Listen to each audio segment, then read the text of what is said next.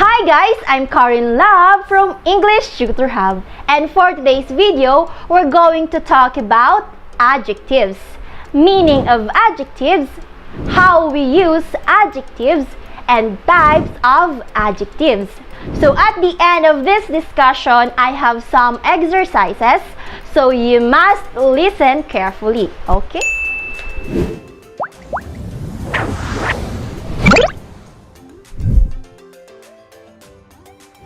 And we all know that adjective is a part of speech. I've already discussed some of it like noun, pronoun, and adverbs. And you may click the link right here. Now let's discuss what is adjectives. Adjectives are words that describe or modify noun or pronoun. In Tagalog, ito ay nagbibigay uri sa pangalan o panghalip. Usually, adjective answers the question, which one o alin nga ba, what kind o anong uri, and how many o gaano karami. You can easily identify adjectives because it describes the noun or pronoun. Now, let us know what are the different types of adjectives, and we will have some sort of examples.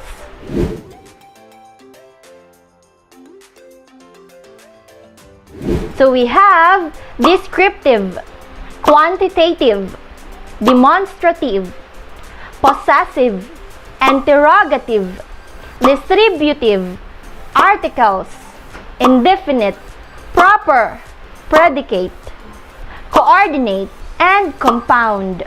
First, let us discuss the first one, which is the descriptive adjectives. Descriptive adjective is the most common type of adjectives that describe something. Most of the time, when you think of a word that modifies noun, you think of descriptive adjectives. Sa Tagalog, karamihan po sa adjectives o pang-uri ay kabilang dito.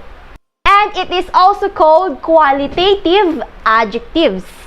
Sa descriptive adjectives, tinutukoy dito ang isang bagay kung anong itsura, laki, hugis, at naglalarawan rin ito sa quality ng ating noun or pronoun. For example, he is standing with a beautiful girl. Our descriptive adjective here is beautiful, and it describes our noun, girl. Next, I am happy. Our descriptive adjective here is happy, and it describes the noun or the subject I. Next, we have quantitative adjectives. Quantitative adjectives talk about how much something has, or it describes the quality of something. In Tagalog, ito ang uri ng adjectives na nagbibigay ng impormasyon kung gaano karami o bilang ng isang bagay. It answers the question, how much or how many. For example, I have 5 dogs. Our quantitative adjective here is 5. So it answers the question, how many dogs. Next example. You have enough food in your plate. Our quantitative adjective here is enough, which describes the noun food. Another type of adjective is demonstrative adjective. Demonstrative adjectives are used to describe or name something. It is also referring to someone or something. Or in Tagalog, mayroon kang tinuturo na bagay o tao. It includes this, that, this, and those. This used to refer a singular noun close to you. That used to refer a singular noun far from you. This used to refer a plural noun close to you. And those used to refer a plural noun which is far from you. demonstrative adjectives always come before the word they're modifying. For example, this phone is mine. Our demonstrative adjective here is this, and this describes the phone, which is singular. May itinuturo kang bagay na malapit sa'yo pero isa lang. Another example, those dogs are cute. Those here demonstrate dogs which are plural. May itinuturo kang aso na malayo sa'yo pero marami. Another type of adjective is possessive adjective. Possessive adjectives shows possession or ownership. It describes whose something or someone belongs. In Tagalog, nagpapakita ito na ang isang bagay ay pag-aari ng isang tao. Some of the most common possessive adjectives include me and my. It means something belongs to me. His means belongs to him. Her means belongs to her. Their means belong to them. Your means belongs to you. And our means belong to us. For example, his wife is beautiful. Our possessive adjective here is his, and it describes the noun wife. Another example, my mother is waiting outside. So our possessive adjective here is my, which is describe the noun mother. Another type of adjectives is interrogative adjective. When we say interrogative adjectives, they are adjectives that ask a question or in Tagalog, nagtatanong. When used to make questions, these adjectives are always followed by a noun or a pronoun. Interrogative adjectives are which, what, and whose, which is used to ask or choose between options. What is used when asking someone to make a choice or in general. Whose is used when asking to whom something belongs to. For example, whose pet is this? The interrogative adjective here is whose, and it describes the noun pet. Another example, what food do you want to eat? Our interrogative adjective here is what, and it describes the noun food. Next example, which shoes do you want? The interrogative adjective here is which, and it describes the noun shoes. Another type of adjectives is distributive adjective. Distributive adjectives are used to describe certain people in a group. These words are used to describe one or more things or people in a unique way.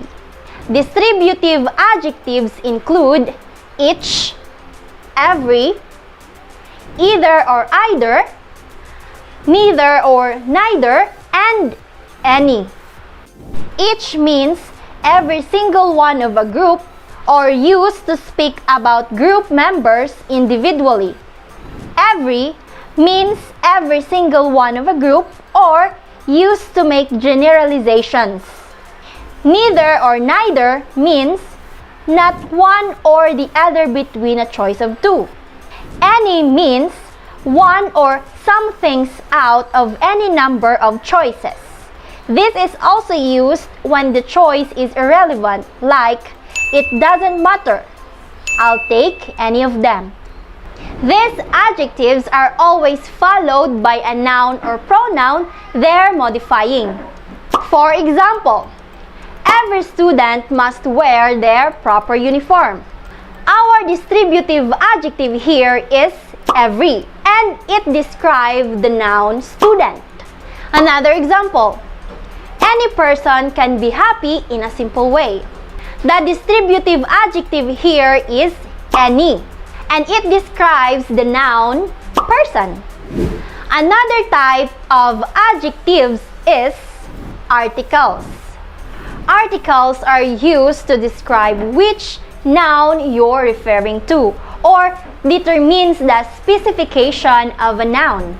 We have three types of article. We have a, an, and the. A or an used for the non-specific way of noun or pronoun. Use a before nouns or adjectives that start with a consonant sound. Use an before nouns or adjectives that start with a vowel sound. The is used for specific noun or pronoun, and it pronounced the if the next word is consonant sound, and the if the next word is vowel. For example, please give him a snacks. The noun snacks start with a consonant sound, so a must be used. Another example, that's an old motorcycle. The word old which starts with a vowel sound, so we must use an. Another type of adjectives is indefinite adjective.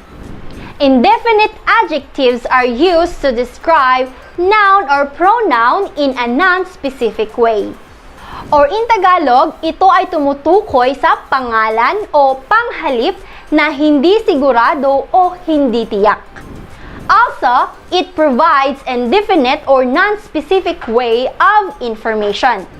The indefinite adjectives include few, many, either, most, several, every, nobody, and all. For example, I already gave him several chances. The indefinite adjective here is several, and several describe the noun chances. Another example, most students are late today.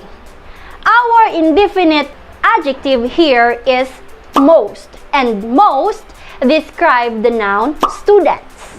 Another type of adjectives is proper adjectives.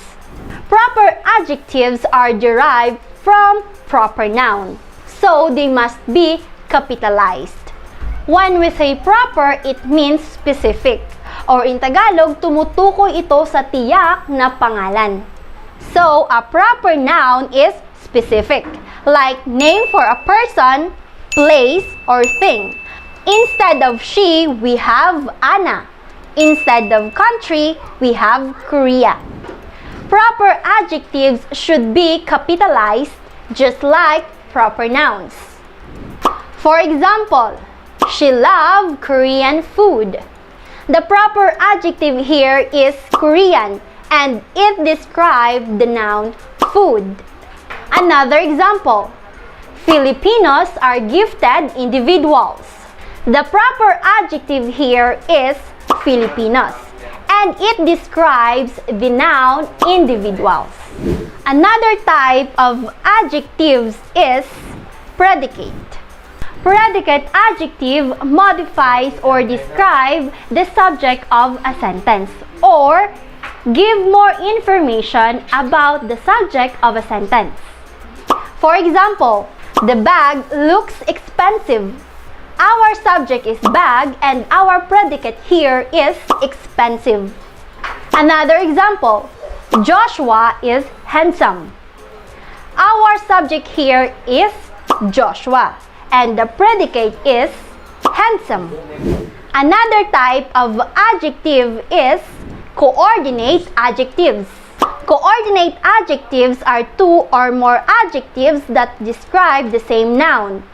They are separated by the word and or with commas and always comes before the final adjective.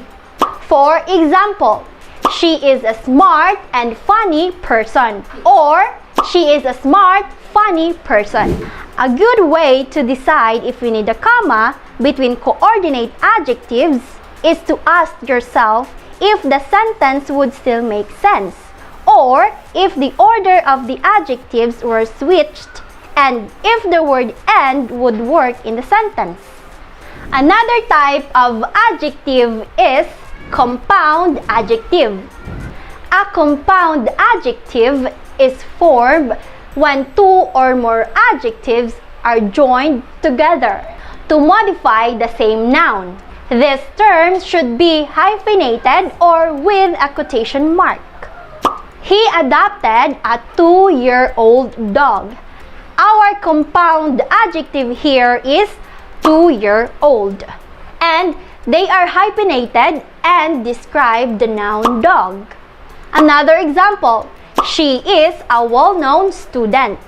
Our compound adjective in this sentence is well-known, and it describes the noun student.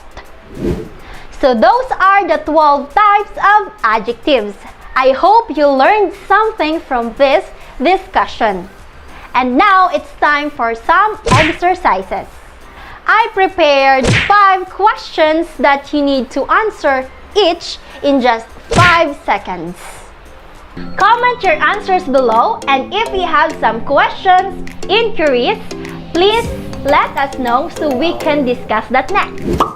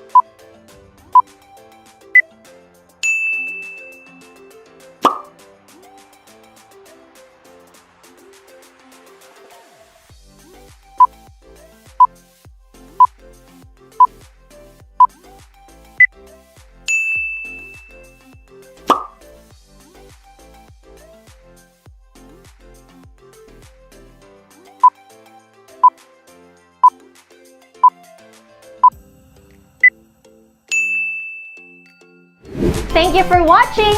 I hope that you learned something new in this video. And please don't forget to like, share, subscribe, and don't forget to hit the notification bell below for more updates. I hope you have a great day. God bless.